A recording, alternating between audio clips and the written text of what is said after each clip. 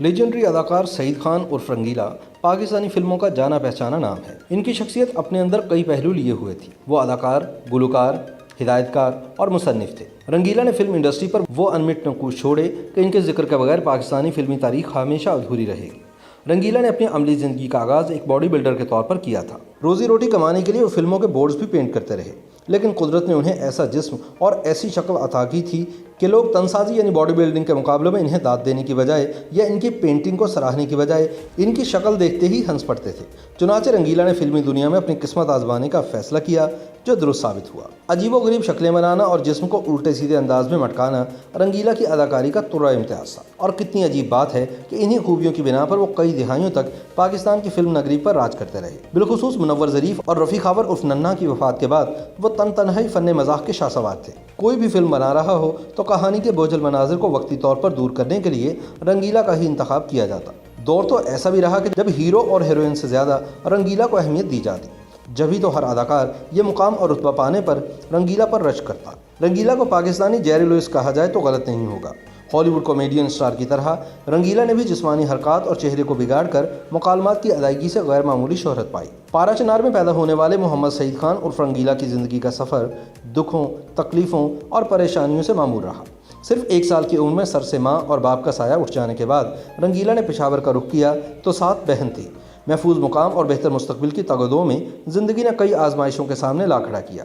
تعلیم کیا حاصل کرتے، 2 وقت کی روٹی کی جدوجہد شروع کر دی۔ محنت مزدوری کر کے اپنی اور بہن کی زندگی میں بہار لانے کی جستجو رہی۔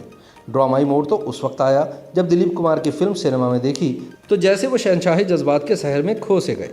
فیصلہ کیا کہ میں بھی ایک ایسا ہی مقام اور شہرت حاصل کروں گا۔ جبھی پشاور سے لاہور کا سفر طے کرنے کا ارادہ کیا۔ خالی جیب پیروں کی زنجیر تو بنی، لیکن خود کو اس سے آزاد کرنے کی ٹھان لی تھی۔ گو کہ رنگیلا نے پہلی بار جس فلم میں اداکاری دکھائی وہ سن 1958 میں آئی، لیکن ان کی اداکارانہ صلاحیتوں کا اصل امتحان تو اس وقت شروع ہوا جب وہ پشاور سے لاہور جانے کے لیے ٹرین میں سوار ہوئے تھے، اور تب ٹکٹ چیکر آیا تو 1000 رکعت کی نیت باندھ کر نماز پڑھنے میں مصروف ہو گئے۔ تھک ہار کر ٹکٹ چیکر ناکام لوٹنے لگا تو ٹرین میں سوار ادھیڑ عمر کی خاتون نے رنگیلا کے ٹکٹ کی رقم دی، جو ان کی اس غیر معمولی اداکاری کی پہلی برستار بنی۔ رنگیلا شروع سے ہی اداکاری کرنا چاہتے تھے، لیکن صرف ایک موقع کی تلاش میں تھے۔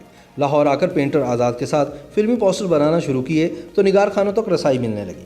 ہر انسان کی طرح وہ بھی خود کو دنیا کا پرکشش اور خوبصورت انسان سمجھنے کی خوش فہمی کا شکار تھے۔ جبھی مزید دلکش نظر آنے کے لیے باڈی بلڈنگ کا آغاز کیا، لیکن یہاں بھی وہ مذاق ہی بن کر رہ گئے۔ تن سازی کے مقابلے میں شرکت کرنے کے لیے اسٹیج پر آئے، باڈی بلڈنگ کے پوز دیے تو حاضرین ہنس ہنس کر لوٹ پوٹ ہو گئے۔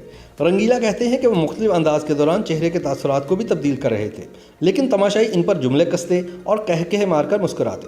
یہی وہ لمحہ تھا جب رنگیلا نے سوچا کہ وہ فلموں میں کام کرنے کی لگن اور جستجو کو مزید تیز کریں اور ہیرو بننے کی بجائے کامیڈین کے طور پر اپنی پہچان قائم کریں۔ خوش قسمتی کا دروازہ ان پر بہت جلد ہی کھل گیا۔ ہدایت کار ایم جے رانا کی جٹی کا کامیڈین مسلسل غیر حاضر رہا تو اس معمولی سے کردار کے لیے رنگیلا کو پیشکش ہوئی، جسے رد کرنا انہوں نے ہاتھ آئے موقع کو ضائع کر دینے کے مترادف سمجھا۔ بدقسمتی سے یہ فلم پردہ سیمی کی زینت تو نہ بن سکی، لیکن یہ ضرور ہے کہ رنگیلا کی مختصر لیکن جاندار اداکاری کی دھوم مچ گئی۔ اس دوران رنگیلا نے ڈکشنری سے ڈھونڈ ڈھانڈ کر لفظ رنگیلا منتخب کیا اور اپنی شناخت اب اس نام سے کرانے لگے۔ رنگیلا نے سوچ لیا تھا کہ وہ اب پیچھے نہیں ہٹیں گے۔ اس دور میں پنجابی زبان کی زیادہ تر فلمیں تخلیق کی جاتیں تو پارا چنار کے اس پٹھان نے باقاعدہ پنجابی زبان سیکھی اور خود کو اسی ماحول میں ڈھالنے کے لیے ایسے افراد کی سنگت میں زیادہ وقت گزارا جو ٹھیٹھ پنجابی بولتے تھے۔ اس دوران رنگیلا کو داتا، نوراں، چوڑیاں اور موج میلہ میں چھوٹے موٹے مزاحیہ کردار ملتے رہے، لیکن وہ اب تک مستند مزاحیہ اداکاروں کی فہرست میں جگہ بنانے میں ناکام رہے۔ سن 1963 میں داغ اور ہتھ جوڑی کی کامیابی اور رنگیلا کی بے ساختہ مزاحیہ اداکاری نے جیسے کایا ہی پلٹ کر رکھ دی۔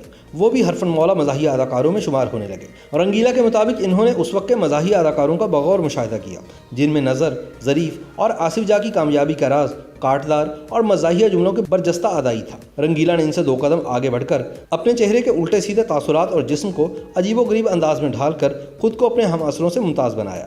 اسے خوش قسمتی ہی کہیے کہ رنگیلا کو کریئر کے اس موڑ پر منور ظریف کا ساتھ مل گیا اور دونوں نے ایسی جوڑی بنائی جو ہر فلم ساز کی اولین ترجیح بن گئی، بلکہ کئی فلمیں تو ایسی ہیں جن میں یہی 2 کامیڈین بطور ہیرو جلوہ گر ہوئے۔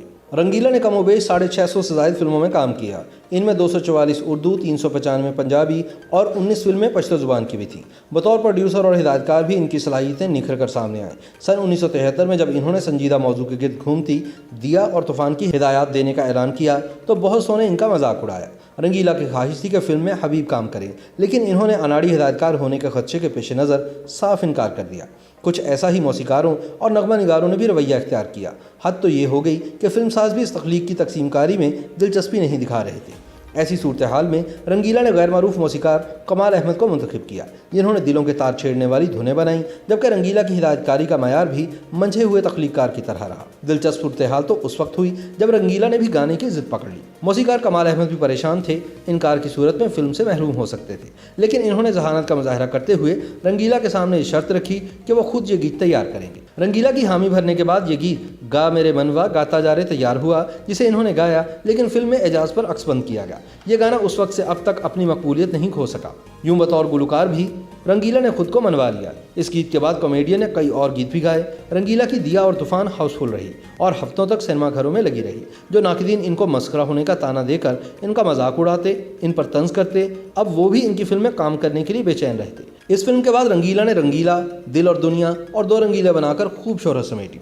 लेकिन वो जो कहते हैं कि हर कमाल को ज़वाल है, एक दौर ऐसा भी आया कि रंगीला की बनाई हुई बेशतर फिल्में बुरी तरह नाकामी से दुचार हुई। इनमें मेरी मोहब्बत तेरे हवाले, कुबड़ा आशिक, सुबह का तारा और औरत राज नुमाया हैं। ढलती हुई उम्र और लोगों का ज़ौक़ बदलने की वजह से वो याद माजी बनते रहे। 4 दहाइयों तक राज करने वाला ये बासलाहियत फनकार उम्र के आखिरी हिस्से में स्टेज ड्रामों में भी जलवागर हुआ। शिकवा बस यही रहा कि बुढ़ापे की दहलीज पर कदम रखने के बाद कई अहबाब ने इन्हें वाकई याद माजी बनाकर रख दिया। रंगीला की ज़िंदगी का एक अलमिया ये भी था कि इन्होंने 3 शादियाँ की, लेकिन ज़िंदगी के आखिरी दिन अपनी बड़ी बेटी फरादीबा के घर में कसम पुरसी की हालत में गुजारे। इस दौरान सुहेल वड़ाइच ने जियो टीवी के लिए रंगीला के साथ एक प्रोग्राम भी किया। जब सुहेल वड़ाइच ने इनसे मद्दाहों के लिए कोई पैगाम देने के लिए कहा तो रंगीला बोले, मेरी नसीहत नहीं बल्कि मेरी वसीयत है कि मर्द को 1 से ज़्यादा शादियाँ नहीं करनी चाहिए और कभी भी अपनी ज़िंदगी में अपना मकान अपनी बीवी के नाम नहीं करना चाहिए। रंगीला ने बताया कि मैंने 3 शादियाँ की और 3 मकान बनाए, जो मैंने तीनों बीवियों के नाम कर दिए, और नतीजा ये है कि आज मैं खुद बेघर हूँ और बेटी के घर में पड़ा खार हो रहा हूँ।